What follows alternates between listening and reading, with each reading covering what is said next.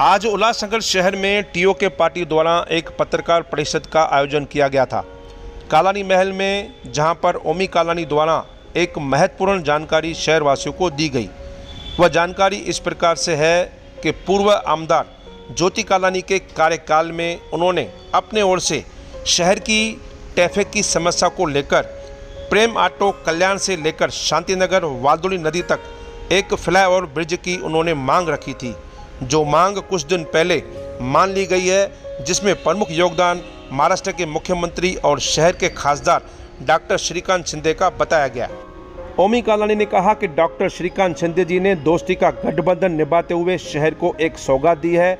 इस ब्रिज निर्माण से, जो ब्रिज कल्याण शहर से लेकर वालदुड़ी नदी को क्रॉस करते हुए मुरबार जाने वाले मार्ग से जोड़ती है, इससे शहर की ट्रैफिक की समस्या तो हल होगी। उन्होंने और भी जानकारी देते हुए बताया कि इस ब्रिज के निर्माण कार्य में करीबन 600 करोड़ के आसपास खर्चा होने वाला है और जल्द ही इस ब्रिज के निर्माण का कार्य को शुरू किया जाएगा। नासिक के एक कंपनी को इस ब्रिज निर्माण का काम दिया गया है। जल्द ही शहरवासियों को एक सौगात मिलेगी। लोग आए दिन कल्याण से मुरबार और कल्याण से अंबरनाथ जाते हैं, जिन्हें ट्रैफिक की समस्या का काफ़ी सामना करना पड़ रहा है। ऐसे लोगों के लिए ये सौगात से कम नहीं। ज़्यादातर वहाँ पर जो स्कूल है, उन बच्चों को भी ट्रैफिक की वजह से काफ़ी मुश्किलों का सामना करना पड़ता है, मगर इस ब्रिज के निर्माण कार्य पूरा होने के बाद शहर के लोगों को एक राहत मिलेगी। तो आइए जानते हैं क्या कहते हैं टीओके पार्टी के प्रमुख ओमी कालानी और कमलेश निकम जी इस विषय पर। भी मीडिया वाले भाइयों की तरफ से, भाइयों के थ्रू आम जनता को, हमारे उल्लासनगर के आम पब्लिक को ये एक सूचना देना चाहता हूँ। एक बहुत अच्छी बड़ी खुशखबरी है, जिसका पूरा जो श्रेय है वो हमारे खासदार डॉक्टर श्रीकांत शिंदे को जाता है।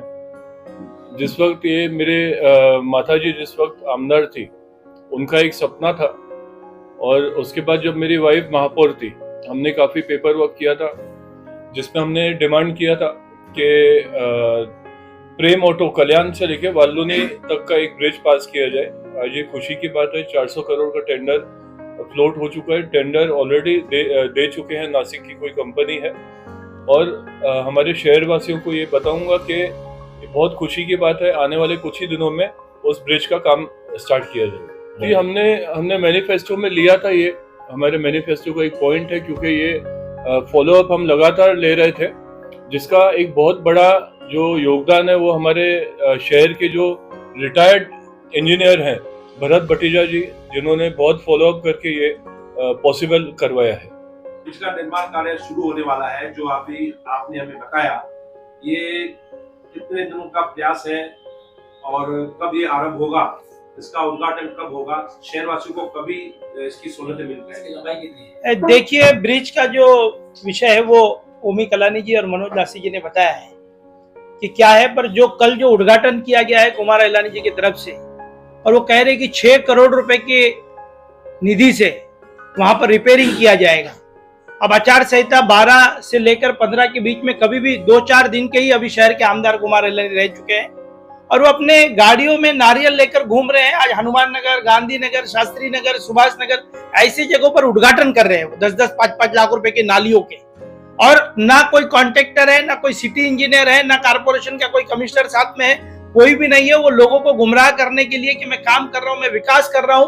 5 साल तक शहर का आमदार सोया रहा, और अब 5 साल जाते जाते जो 3-4 दिन का जो आमदार का कार्यकाल रहा है, वहां पर वो आमदार धनाधन नारियल फोड़ते जा रहे हैं। तो मैं सलाह है और शहरवासियों को मैं बताना चाहता हूं कि वो गुमराह कर रहा है आप लोगों को। कोई भी विकास काम होने वाले नहीं है, कोई भी नाली गली बनने नहीं वाली है, सिर्फ नारियल तोड़ रहे हैं। मेरी आमदार को सलाह है कि उन्होंने भारतीय जनता पार्टी के कमल सिंबल पर न लड़कर उनका आने वाला विधानसभा के चुनाव में जो सिंबल है वो नारियल सिंबल लगकर लोगों के सामने जाना चाहिए, क्योंकि वो पूरे शहर में फेमस हो चुके हैं कि नारियल तोड़ने वाला आमदार है।